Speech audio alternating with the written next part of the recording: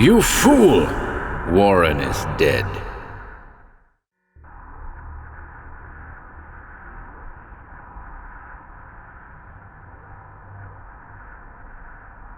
Welcome to HorrorBabble. As our eyes point towards the stars this week, in no small part due to the arrival of Steven Spielberg's Disclosure Day, I'm pleased to present a thematically appropriate story by the German writer and occultist Robert Grains. Dark Starlight appears in Grains' first collection in English. You'll find a link to the book in the description below. A nocturnal encounter with mysterious beings plunges a man into a labyrinth of cosmic horror. Once again, I'd love to hear your thoughts on the story in the comments below, and your thoughts on the subject in general. Had an experience you'd like to share? And without further ado,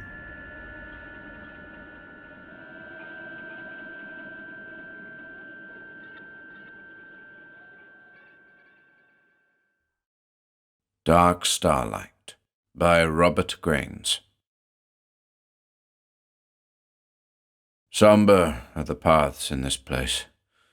Where it's located, I cannot say with certainty. Is it a part of the tangible reality familiar to me? Does it fare inaudibly, moved by forces unknown through interstellar realms, meeting the prying eyes of earthly astronomers every now and then? If so, are they averting their astonished gazes, perhaps consciously? Who can tell? Is it maybe the accursed hollows of our home planet, or even the unfathomable abysses of its seven seas sheltering these high, arched corridors through which we solemnly advance, gently illuminated as if by dark starlight? Well, I will soon find out, because, quite obviously, this is not a dream. No, by no means. Lord help me. Solely my eyes still obey my will.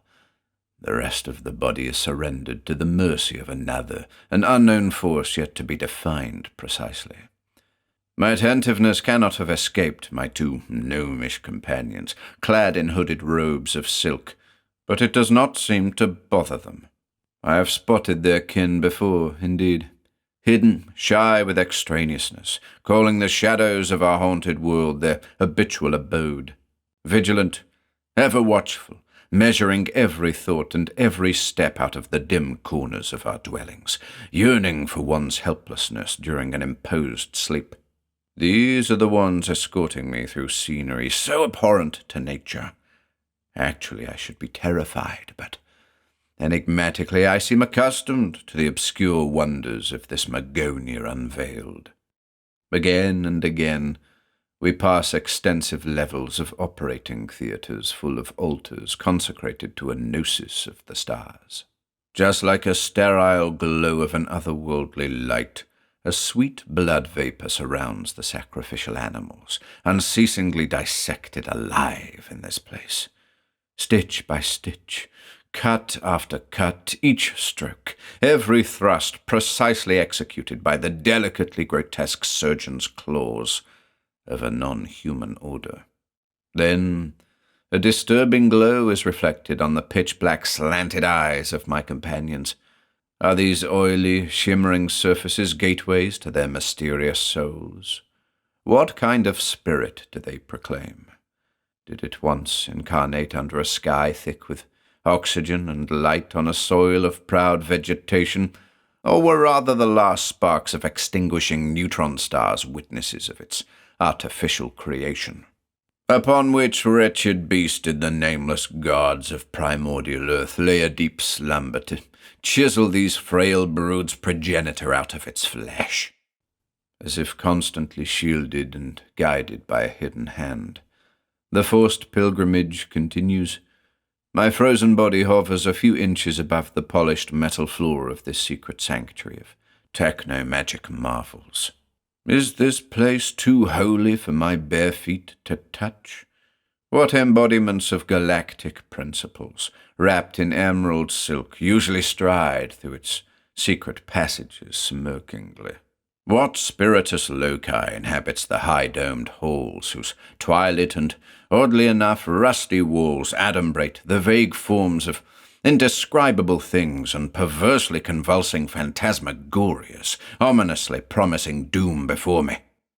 The misplaced smell of rotting wood accompanies our journey ahead, and I am surprised by the ghostly melodies of somber cosmic chants teasing my perception. Just like all the others who were spirited away this night, whose half-paralyzed, twitching columns we pass quickly now and again, I wear the white festive garment of the chosen ones, the elect, of those supposed to rekindle the exhausted flames of distant planets' cores, the withered breeding fields of an elfin otherworld, through the fiery sparks of an emphatic creation. Infrequently, one of my earthly comrades awakens to a brief sight of terrible astonishment, followed by an epileptic seizure. The intimidating visual organs of this dark-round dance's ubiquitous controllers force upon him anew and with ease the incomprehensible will of high and mighty nobles residing in interdimensional onyx basilicas. If anything of this traumatic experience should survive in that brother's mind at all, then only as a screen memory surfacing during countless nightmares to come. Henceforth, unprecedented fear, not only of the unknown, will subtly accompany his monitored existence, the sardonic light of day serving only as cynical enunciation of a restless night.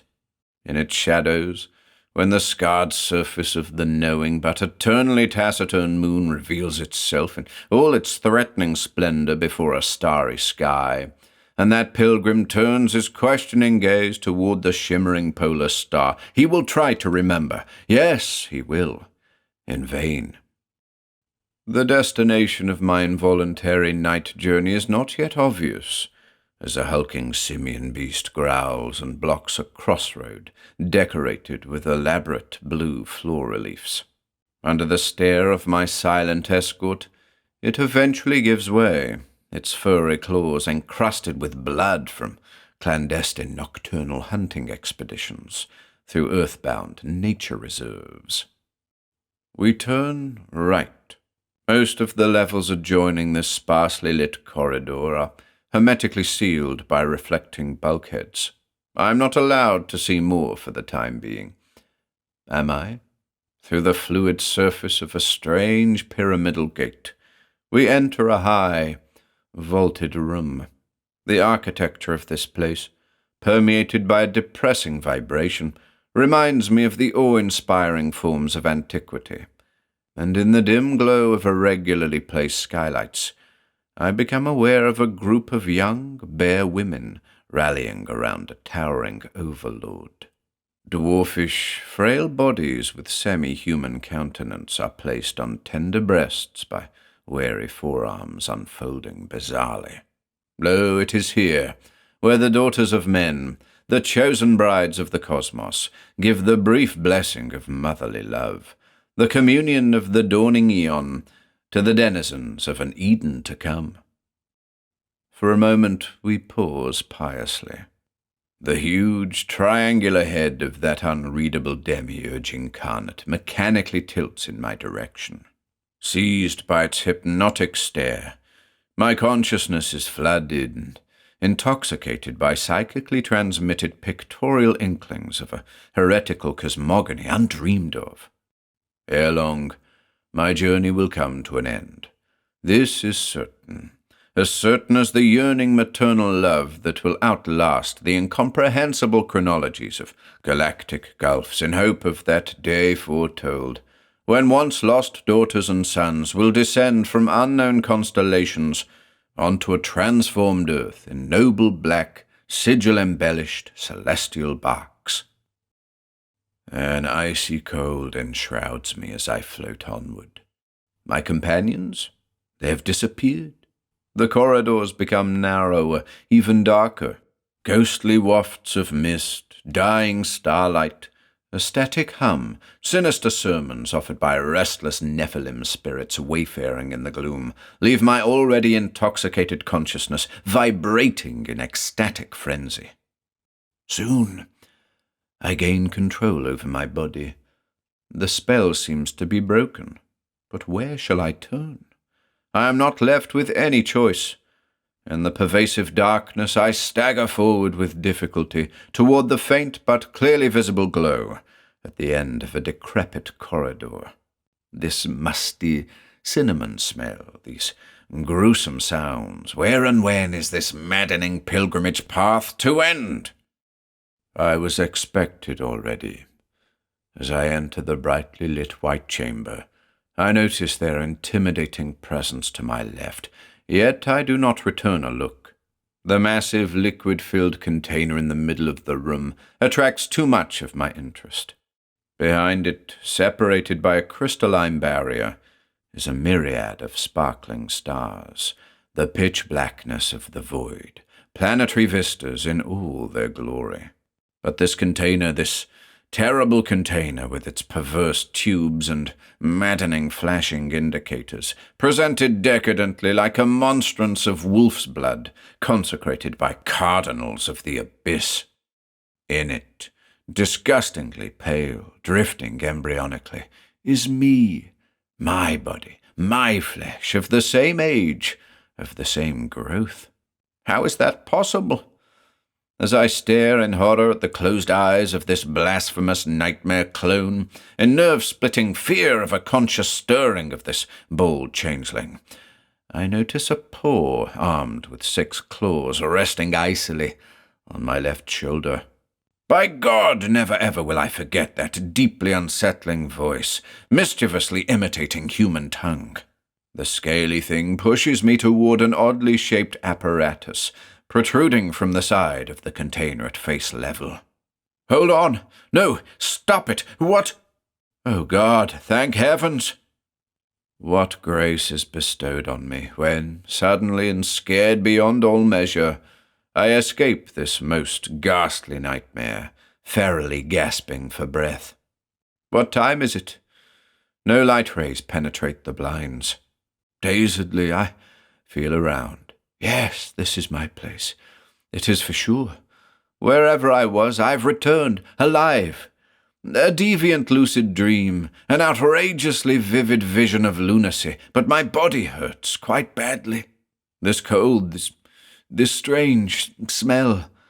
Tumbling around, laboriously searching for the light switch and hitting it at a second attempt, I stumble from the bedroom, across the hall, into the bath. Well, I do not know whether I screamed or if the insane lamentation from that dry, unused throat died silently in the inner spheres of my tormented being.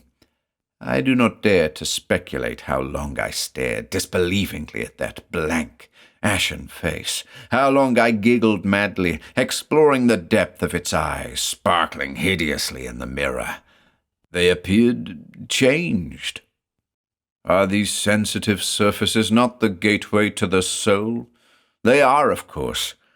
And finally, after a godless eternity, already on the other side of time and space, there at the very bottom of my being, bursting, piercing and passing through the pearly gates of perception, beyond the moonlit midnight surges of the dreamland's most sanity-defying shores, I saw it. In the shadowless spotlight of an impious introspection, I saw its bewildering glorified guise, that eternally winding, flailing, bleating, and blindly nesting inspiration of antediluvian, mycelium-contaminated idol priests. And lamenting all existence, I shudderingly remembered that merciless, grim-hissing voice amidst the ever-hidden throne world of fallen gods, near the bestiary halls of soulless-staring court dwarfs clad in hooded robes of silk, imbued with the sanctifying shine of eternally dark starlight. Step forward. Without your soul, it cannot live. Truly, somber are the paths in this place. They're part of the tangible reality familiar to me, and from now on, I will never walk them alone.